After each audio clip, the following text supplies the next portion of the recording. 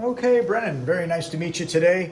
And yeah, to figure out what you could do, is very nice to hear that you had the Fur Elise down there and getting that down. Ode to Joy, Moonlight Sonata, those are just some great classical pieces that are just wonderful to learn. And I can definitely help you on that kind of stuff. If you take your mom's book and you were to pick a new song, you know, we could kind of sight read, you know, look at it for the very first time, get the ideas down, and then start to, you know, put it into play.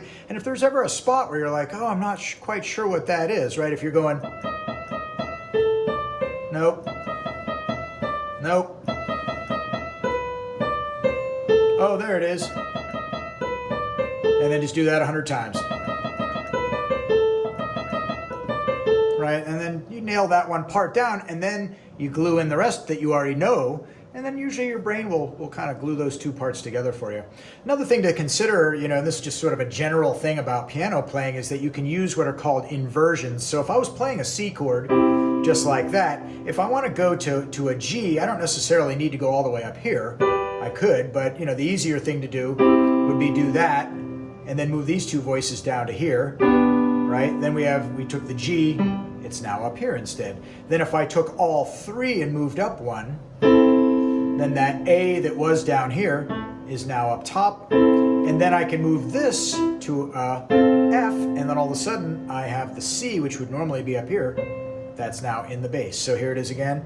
I'll just do 4 of them. Switch to G inversion with the B in the bass. Everything moves up 1. A minor with C in the bass. And then I move to an F with C in the bass and back to the C chord.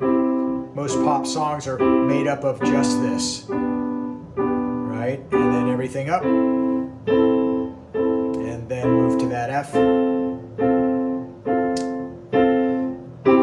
Right, so that's how, you know, the normal progressions work, and that way you don't have to go, you know, moving your hand all over the place, having the, you know, having that note in the bass necessarily. So, you know, and a lot of times when you're looking at chords and you're like, oh, what's going on there? That's going to be a major chord, right? If you take this one and move it to here, it becomes minor, right? Like that. And then if you take this one and flatten that, then you get what it's called a diminished, right? Which, you know, is a little bit of a challenging chord, but it creates a lot of nice tension, and a lot of people like to use it, especially classical music and you know, so a lot of different styles. With some rock music will use it too, but especially classical, they love the diminished chord. That tends to be used quite a bit. So then the other thing is to check out what's called musictheory.net. Highly recommend that. And what they do is that you go online. As a matter of fact, I'm just going to give you a little demo of that right now. So you saw what to do on piano there. So now when we look at this, I'm just going to bring this down and look up musictheory.net real quick. Here we go. And what will happen on this is it's really cool. There's a lot of notes, and it'll kind of show you what to do, and you can quiz yourself. So I'm going to bring this nice and close. Let's bring that up a little bit more. So it's called musictheory.net. As you can tell, you would go to exercises like this, and then you can go to note identification. And then you go to this, and it says, oh, what's that? It's a G with a sharp. There's your answer, right? Then you go here, and if you know that, you know, every great band deserves fans is on the lines. So if we went from that every, then right here would be an E, then to a D, right on the line would be a C, and then this is a B sharp, which really is a C, but let's just play it the way it's seen so that we get the correct. And then this one's kind of funny because this is a C, but it's flat. And then I hit that, and you're going to notice that's actually, strangely enough, a lower pitch. Then over here, we'd go from E to D to C to B to an A, and then specifically A flat, right? And then there it goes up a little bit. Then there's another kind of oddball one, B sharp.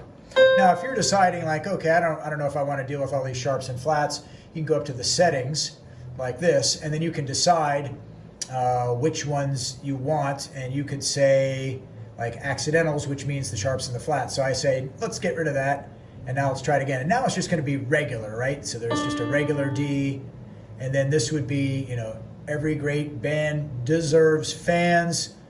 G would be in the space, A would be on the line, B is up top. There we go. And then we go here, every great band. There's our E.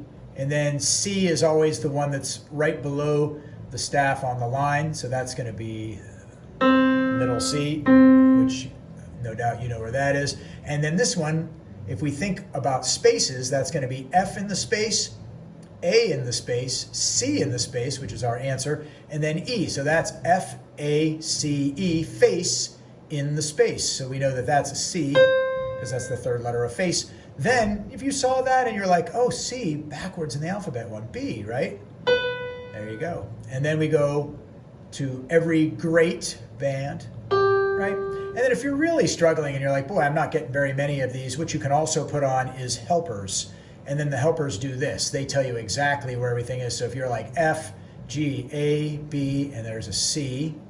And then if we go down here and you're like, oh, I'm not sure where that is. Oh, just follow the line over. Oh, it's a D. So yeah, you may not need the helpers, probably not, because it seems like you're pretty far along. So you can get rid of the helpers. And then if you want to put the accidentals in to make it a little more challenging, you can. And then you could also go to the bass clef, which we haven't really talked too much, or you could just do the grand clef, which means you're going to do bass and treble. They'll give you an option there. And this one is A, C, E, and G. It's all cows eat grass in the bass. So anyways, we'll go over more and more of that stuff. I would definitely check this out as a way to bone up on your notes. Where are they on the staff, and can you find them on the piano? All right, good luck.